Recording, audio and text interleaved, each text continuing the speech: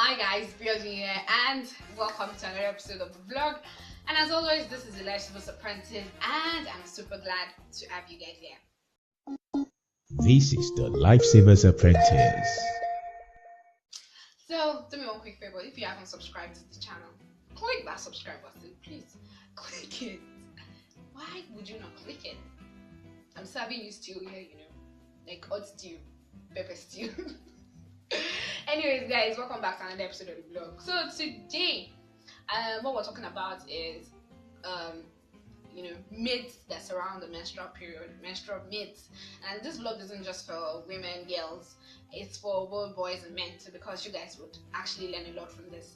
Now, in the past ages, there's been a lot of myths going on about, going on around the menstrual cycle. And then for some, in the olden days, before science came, thank God for science, hallelujah, praise God, they believe that as a lady, if you are in your period and you touch a flower, it will die faster.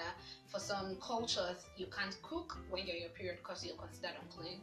And for some religions too, for some churches perhaps, if you're in your period, you can't enter the church because you are unclean. I mean, really? Well, this is all a biological process. People, if there wasn't period, there won't be babies. But you know how these things work. So infuriating, but thank God we're girls, and then we're still happy we are. So today we're not going to be talking much about those rural legends. We'll be talking more about the urban legends, and I'll be listing the top 5, and I might even add if I feel up to it. So number 1. Topping my list today, of course, the number 1 myth is that you can't get pregnant while you're in your period. Oh, people of God, this is a lie. Yes, it is a lie, and it doesn't work like that because, if you have sex during your period, your ovulation might clash with ovulation. Is when the egg is released from the ovaries and enters the fallopian tube. It's all the science stuff where it can be fertilized. So your ovulation might clash with the last days of the period, and if you by any chance of having sex during that period, the sperm can live up to 2 or 3 days in the uterus and then fallopian tube and all that. So there's especially if you have a shorter cycle, so your ovulation, even in longer cycles, it might still clash. So if you have sex during your period, you might likely get pregnant. It's not like you can't get pregnant at all because the sperm will make that's only like you can get pregnant if you have sex during your period. So that's number 1. Number 2 would be that you cannot exercise during your period. Some ladies be like, oh, I'm on my period. You can exercise when you're in your period. You can, as long as you feel up to it. You can jump, you can do pilates, you can squat, anything you want to do. And it's been proven that the exercises that you do before and during and after your period might help with the cramps that a lot of ladies feel during their period. So if you want to exercise, please kindly do. Number 3 would be that you cannot have sex during your period. Yeah, a lot of people feel like, but scientifically speaking, you can. But it's all the matter of personal choices. Some people like blood everywhere. Oh, people like me, So if you want to, please. There's no sciencey stuff stopping you from doing it. There's no complications anywhere, but it's all a matter of choice and personal hygiene and then things like that. So there's no sciencey stuff anywhere that actually stops you from doing it. There's no if you have sex on your period, this will happen. There's no complication, but you can actually do it. And then number 4 is that you can't swim in like an ocean during your period. Like sharks and smell blood. I know a lot of Nigerians may not be able to relate to this. So you go to the beach, or are they sharks on the beach? Yeah. So like sharks can smell blood, but according to statistics, more men even get attacked than women. Shark attacks. God, we don't let shark attacks. Anyway, so you can't actually swim during your period, but it's all a matter of packaging, and it's better to use tampons as opposed to pads that seals stuff in, and then you can actually enjoy your normal swimming activities during your period. Okay, so number 4. Oh, number 4 again. Guys, I'm not a computer. I actually have to see this more, but Number 4 for me is that all cycles are like 28 days. No, that's a lie. Some women will experience longer cycles, some women will experience shorter cycles, and it was all ranging from 21 to 35 days. Your cycle, that's from the first day your period starts till the next time to your period. Can be, the average is 28 days, but it can range from 21 days to 35 days depending on your body and the way your body works. So not all cycles are 28 days. It has ranges, and then some people's cycles are not even constant. They can say this month and not say next month. But for people like that, please ensure to see your doctor to be sure that you are on track. Anyways, moving on. The next one will be about premenstrual syndrome. Yes, a lot of ladies experience premenstrual syndrome. It's not a lot talked about. Most people like, is that time of the month? Yes, premenstrual syndrome is actually very real. It's not in your head. It's very real. The myth is that premenstrual syndrome might not be real, but it is actually real.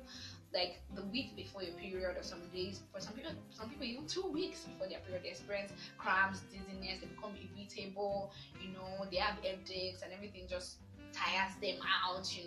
So premenstrual syndrome is actually very real, and there are some steps you can take to relieve yourself of that stress and pain. I'll be talking about that in another vlog. Keep an eye out for it. I think I've covered my top 5 of urban legends, yeah, but let me add Jared because I feel like it.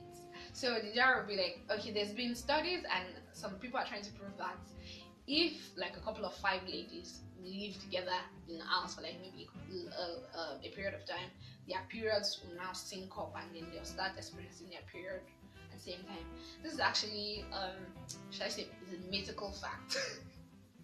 In the sense that it's all a game of numbers. By the time you put 5 ladies together, it's bound that their periods will clash at a point, and then some people will be like, pheromones to make their periods sync, but there has not been scientific proof. Some people did the experiment, and then they thought it was true, but on further research they could not hold ground evidence that this is the way it actually works. So it's also just a game of numbers until proven scientifically otherwise. Then another extra jar, that menstruation is your body's way of cleansing itself. No, menstruation is a biological process. It happens when at every point, at every month, the body, the uterus, prepares itself for the recipient of the baby. So when there's ovulation, the uterus thickens and receives more blood supplies. Let me use this in normal layman terms. It softens up to receive the zygote. Should I call it zygote? The embryo. So in case fertilization occurs and then a baby is born, so the uterus prepares itself and like, baby is coming. Let's touch this place up. Let's make the place convenient for the baby. But when baby did not come, the uterus be like, oh no, since there's no baby, let's shed skin. Let's shed the lining it has created already. So the lining of that's the endometrium. The endometrium sheds, and then another cycle begins, and it softens up again in case a new baby comes. So menstruation is not your body's way of cleaning itself. It's not dirt and all that. It's just the uterus shedding its inner lining that it has prepared in case baby comes. And when the baby doesn't come, it sheds that one and prepares for a new one. That's such a beautiful thing God has really done. It's such a beautiful thing. And then cramps some ladies feel is due to the contraction of the muscles in the uterus. That's the myometrium. And then prostaglandins can also, like, exposure to like increased levels of prostaglandins, so women can cause dysmenorrhea. But those are facts for other days. So there you have it, guys. Those are the urban myths and legends surrounding menstrual period that I have for you guys today. I hope you've been able to learn 1 or 2 things, and then if you've been able to learn, please kindly share this blog with your friends, and then let the information flow. Let's dispel this myth. And there are several rural myths too that I believe a lot of people should not be hanging on to, especially religious circles rather, that we should not be hanging on to, people of God. So with that, we've come to the end of today's vlog. Thank you guys so much for watching. My name is Biodun, and you can link up with me on Twitter at @the_Odola. I am on Instagram at the same handle, the_Odola. The vlog is on Instagram at the Lifesavers Apprentice. And what else? Oh, subscribe. If you haven't subscribed, subscribe. With all this stew and juice and serving, you gotta. You gotta subscribe.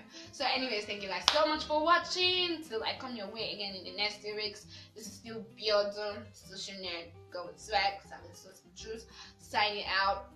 And don't forget to like, share, and subscribe. Bless you. Bye.